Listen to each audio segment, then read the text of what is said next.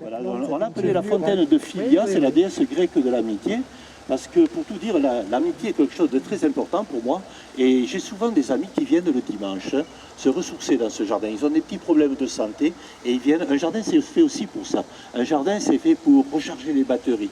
On a des soucis. Moi, j'ai des soucis, vous en avez. Mais pendant un moment, je vous promène autour de cet endroit. Eh bien, les soucis, on les met un peu de côté.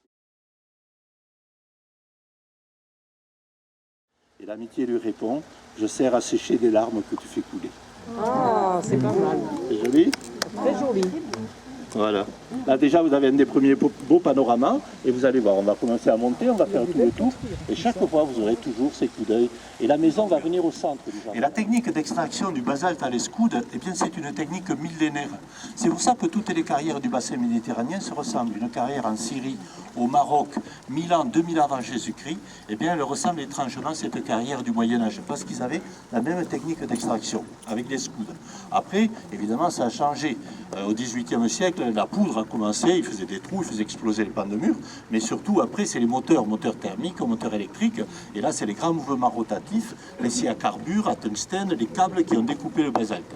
Mais tant que ces techniques n'existaient pas, ils se servaient de ce picot. Regardez, ils faisaient des saignées. Les saignées, elles étaient assez larges pour qu'ils puissent descendre la jambe. Regardez bien, c'était très important. Ça leur permettait de travailler quasiment droit. Ils avaient des mouvements très très réguliers, des mouvements de métronome. Ils enlevaient des petites parties de pierre. Et au fur et à mesure qu'ils creusaient, la jambe descendait, et le dos était beaucoup moins sollicité. Quoique, ça ne devait pas être quand même... La ferraille qu'ils enlevaient, ça les intéressait pas. Ils remblayaient les carrières au fur et à mesure. Ce qui les intéressait, c'était la belle pierre de taille. Une fois qu'ils avaient dégagé de part et d'autre, ils changeaient d'outil. Ils prenaient un mortaisoir. Le mortaisoir, c'est un outil avec un manche plus court, plus fin. Ils faisaient des emboîtures, des encoches, vous voyez, de part et d'autre, dans lequel ils mettaient des coins métalliques, des coins en fer, et à la masse, ils tapaient. Ce qui était important, c'est que tous ces coins exercent la même pression. Il ne fallait pas que la pression soit plus forte d'un côté que de l'autre, ou sinon la pierre, eh bien, elle se fendait, et le travail était perdu. À l'oreille, ils étaient un peu musiciens. Suivant la sonorité des coins, ils savaient à quel moment ils devaient arrêter de frapper. La pression s'exerçait et d'un coup, la pierre, elle claquait. Elle se décollait du sol. C'était très violent d'ailleurs. L'air s'engouffrant en dessous, brusquement, il y avait une sorte de succion. Si vous voulez, et dans leur jargon, ils disaient que la pierre allait buffer, de souffler en Occident. Une fois que la pierre était détachée, décollée, ils la prenaient avec une chèvre. La chèvre, c'est une grue avec un contrepoids, des filets. Ils attachaient les pierres, ils les soulevaient, ils les mettaient sur des longs tombereaux tirés par 2-3 chevaux et les emportaient au village pour les maçonner. Voilà, c'était une technique simple, mais très efficace. Un bon carrier, il était capable d'extraire cette pierre dans la journée. Il faisait entre 0,7 et 1 mètre cube de pierre de taille dans la journée. Mais vous voyez, ce n'est pas des pierres d'excellente qualité. On appelle ça donc des poudingues, ça ressemble comme du vieux béton, on dirait du vieux béton. C'est des agglomérats. Et l'origine de cet endroit, c'est le mont Ramus. Le mont Ramus, c'est le grand volcan qui est à Saint-Thibéry. C'est le dernier volcan de la chaîne d'Auvergne.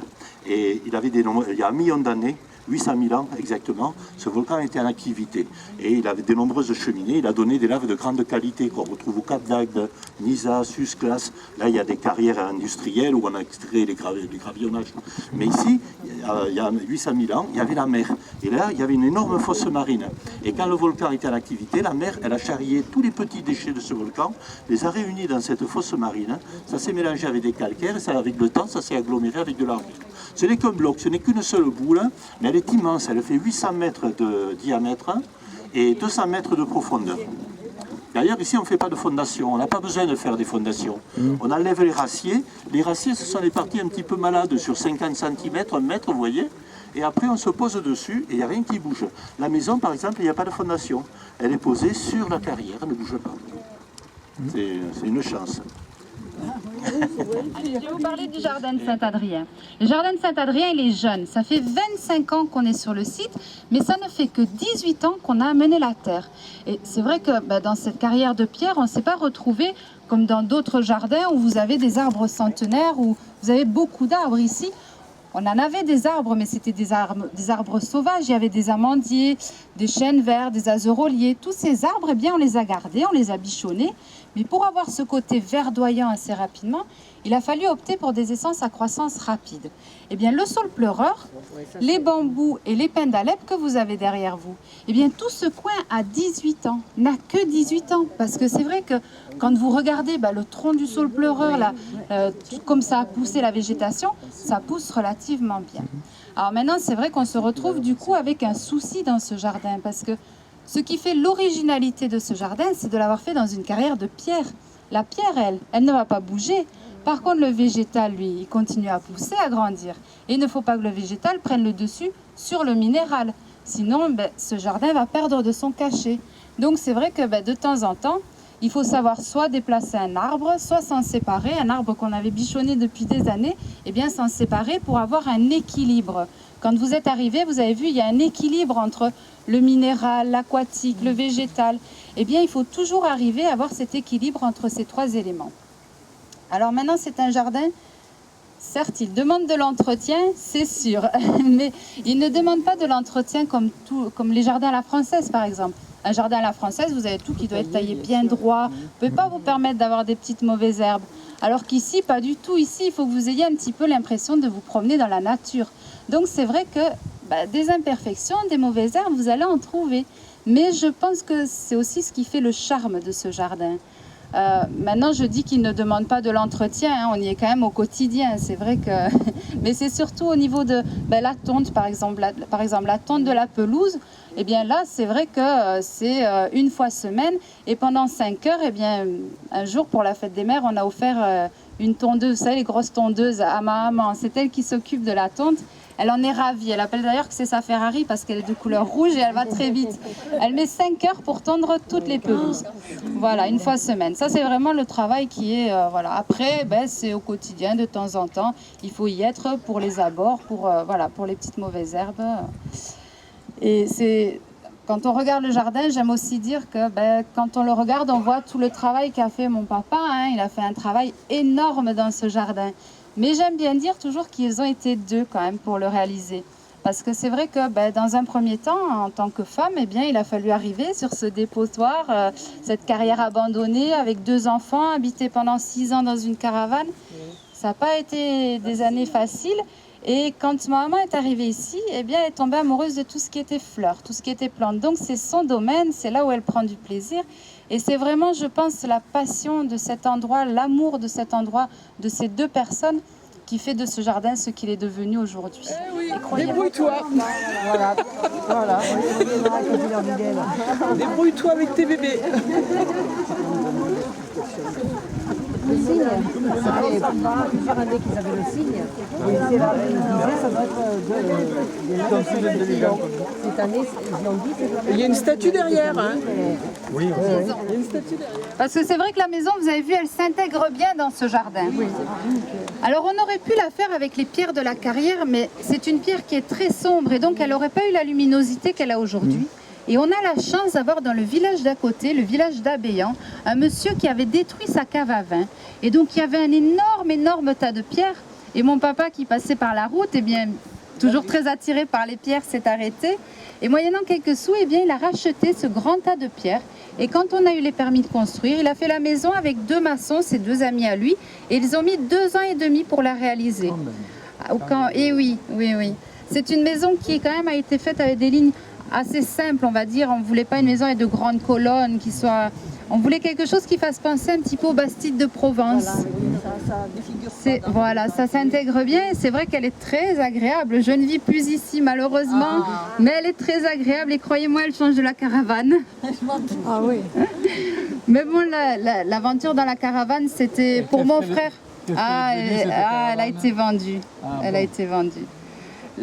Quand on était dans la caravane avec mon frère, j'ai un frère qui a 1 an de plus que moi, nous c'était un peu les vacances tous les jours, hein, parce que on avait un grand espace de jeu, on avait d'immenses piscines pour se baigner, c'était le paradis. Mais ma maman, pour elle, ça a dû être un petit peu plus difficile. Il y a toujours eu un peu d'eau comme ça ? Alors oui, quand on est arrivé, au départ, il y avait des gravats, il y avait des détritus, on a tout nettoyé, mis, si vous voulez, la pierre vraiment à nu. Et en fait, c'est l'eau de pluie au départ qui est venue dans les bassins. Et c'est là qu'on s'est rendu compte que l'eau, en fait, elle est stagnée dans ces bassins, elle y restait grâce à cette argile. Maintenant, l'eau que vous voyez, c'est un circuit fermé. C'est toujours la même eau qui circule. Hein. Voilà, c'est avec de simples pompes à relevage qu'on remonte l'eau et on la fait circuler. Quelques mots sur la plante qui est juste ici. Vous en avez une énorme derrière moi. Est-ce que quelqu'un connaît cette plante? Non. C'est une agave, une agave americana. Et donc l'agave est originaire du Mexique et on fait la tequila avec, on fait le sirop d'agave, on fait beaucoup de choses avec cette plante. Et c'est une plante qui est monocarpique, alors ça veut dire qu'elle va fleurir une fois dans sa vie et ensuite elle va mourir. Et sa durée de vie est entre 15 et 17 ans. Et l'année dernière, on a eu la chance d'avoir 3 fleurs, puisque le grand mât que vous voyez, eh bien c'est une fleur. C'est une fleur qui peut faire entre 7 à 10 mètres de hauteur, c'est très impressionnant, mais malheureusement, eh bien, ça va annoncer la mort de la plante. Ah oui. Voilà. Des gros poissons. Des gros poissons, voilà. Non.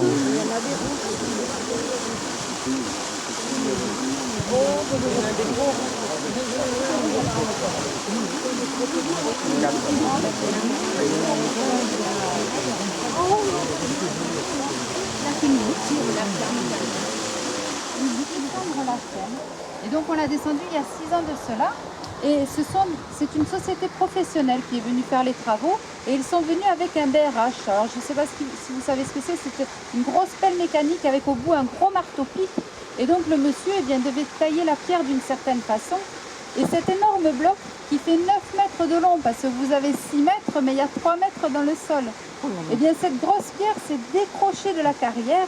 Et le monsieur qui connaissait bien mon papa l'a appelé en lui disant « Daniel, viens voir. La grosse pierre là, je la coupe en petits morceaux comme les autres. » Non, celle-là, je lui ai trouvé une place sur la carrière, elle est trop belle. Et donc ils ont mis 2h30 pour la mener jusqu'ici. Ils l'avaient déposée, elle était magnifique. Ils ont fait un trou, un ferraillage, ils ont préparé le ciment. La pelle l'a chapeauté sur le dessus et l'ont levé. Donc vous imaginez, il y avait 3 mètres en plus, c'était vraiment...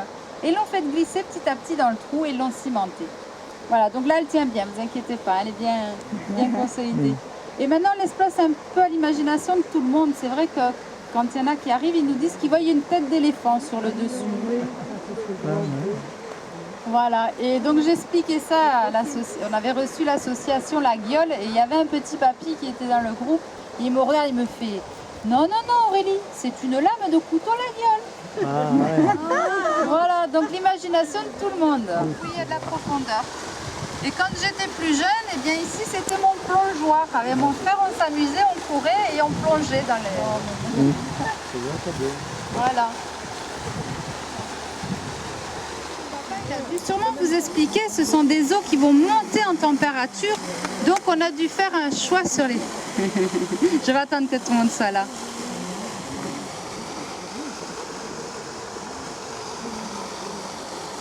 Voilà, on a fait un choix sur les poissons parce que tous les poissons ne résistent pas à de telles températures. Hein. Ce sont des eaux qui montent à plus de 30 degrés. Donc on a mis des carpes koi. Alors la carpe koi, c'est une carpe japonaise que l'on trouve dans beaucoup de bassins d'ornement, qui est de couleur rouge, orangée, qui peuvent être blanches avec des taches noires.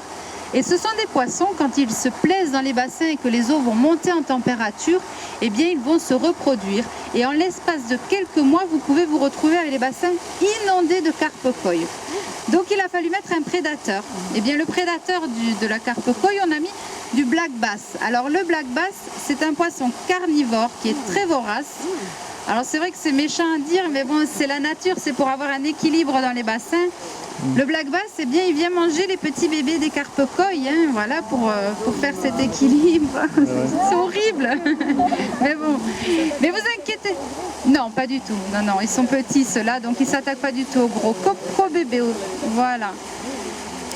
Mais vous inquiétez pas parce que le black bass lui aussi il a un prédateur et c'est mon papa. C'est mon papa qui de temps en temps, eh bien, le dimanche matin sort la canne à pêche et nous pêche quelques black bass. C'est un très bon poisson. C'est un mélange entre la perche et le cendre. Donc croyez-moi, avec une petite aïoli sur le côté, ça passe bien. Et ensuite on a aussi les très grands poissons que vous avez vus, hein, les grandes carpes. Ce sont des carpes amour. Alors la carpe amour, elle est originaire du fleuve Amour qui se trouve en Chine. Ce sont des poissons qui sont herbivores. Et quand on les a achetées, elles faisaient entre 10 et 20 cm. Et vous avez vu, maintenant, certaines ont atteint la taille de 1,30 m et elles font plus de 30 kg. C'est vraiment très, très impressionnant. Quand j'étais plus jeune, je me baignais dans les bassins. Et maintenant, quand vous voyez ces grands monstres-là, juste à côté de vous, mais même si elles sont herbivores, je ne me baigne plus dans les bassins. Et elles ont un mode de reproduction qui est très particulier parce qu'elles ne se reproduisent que dans leur fleuve, le fleuve Amour. Elles ne sont pas données, c'est cher. Alors nous, on les a achetées en Belgique, elles viennent de Belgique. C'est vrai que là, vous allez voir la maman et de l'autre côté, vous avez la fille. Et c'est des oiseaux que j'apprécie beaucoup. Alors je vais vous expliquer pourquoi. Parce qu'en fait, quand ils se reproduisent, eh bien, vous avez la femelle vient pondre dans le nid que le mâle a construit. Et ensuite, c'est le mâle qui couvre pendant plus de 60 jours les œufs et qui élève les petits jusqu'à 7 mois. Ah ben la fille, voilà, elle est là. Alors là, c'est la maman et là-bas, vous avez la fille. Ouais. Voilà. Elles ont l'habitude. C'est un petit peu dans l'esprit d'un jardin italien où vous avez bien les statues, les cyprès, la fontaine, mais elle ne coule pas. Et la petite chapelle qui se trouve ici. Où je vous invite d'ailleurs à aller voir le travail qui a été fait au niveau du plafond. C'est très joli, la voûte. Et maintenant, c'est vrai que comme ça fait 2 ans que ça a été construit, il va falloir le temps et bien que la végétation prenne un peu sa place, que ces rosiers viennent sur les arches. Donc je pense que d'ici 4-5 ans, cet endroit vraiment aura pris une forme définitive, on va dire. On reviendra. Vous reviendrez, voilà. Voilà, et donc la petite chapelle, s'il y en a qui ont dépêché à se faire la carrière, eh bien c'était devenu le dépotoir. Hein. Les gens sont venus déverser des pneus. Ils ont mis le feu aux pneus. Et tout a flambé, vous savez ici l'été tout est sec, tout a flambé. Et donc là il a souffert sur le côté, on l'a replâtré, on l'a bichonné et maintenant il nous remercie. Ah oui, ah oui. Voilà.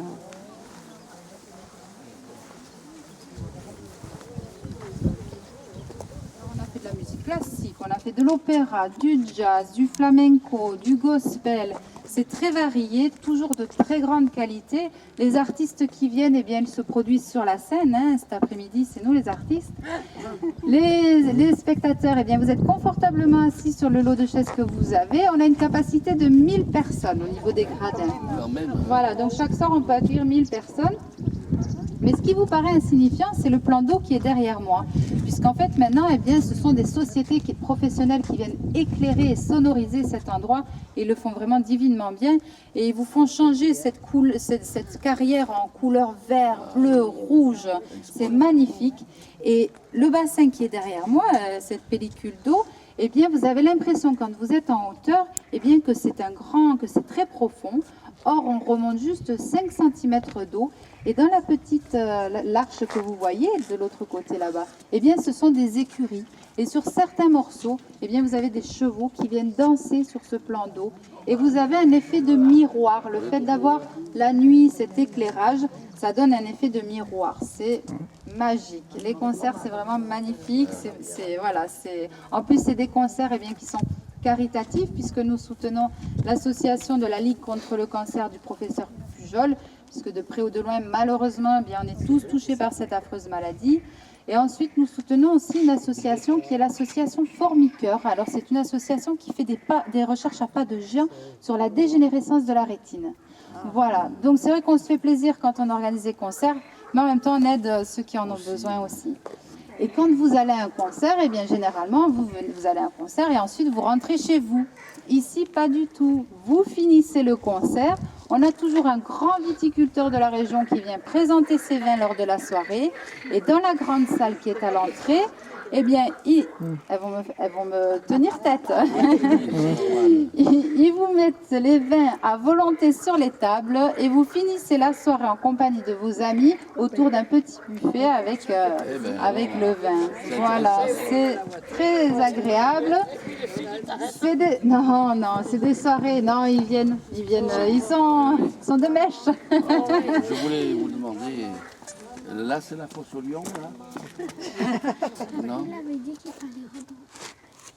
Ah oui, d'accord. Là, je voulais dire, c'est la fosse au lion. Alors non, c'est le souffleur qui se met là. Ah, Non, voilà.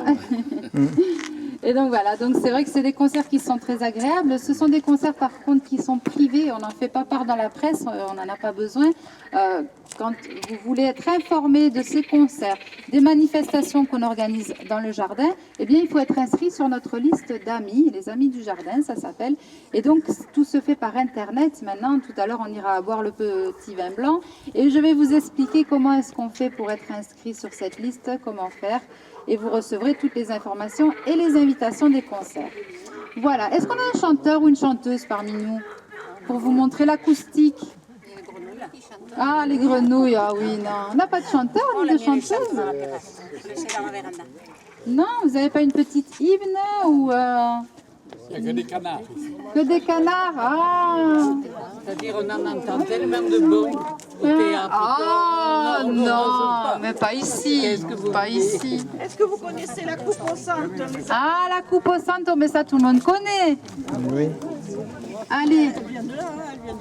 eh oui. C'est canto.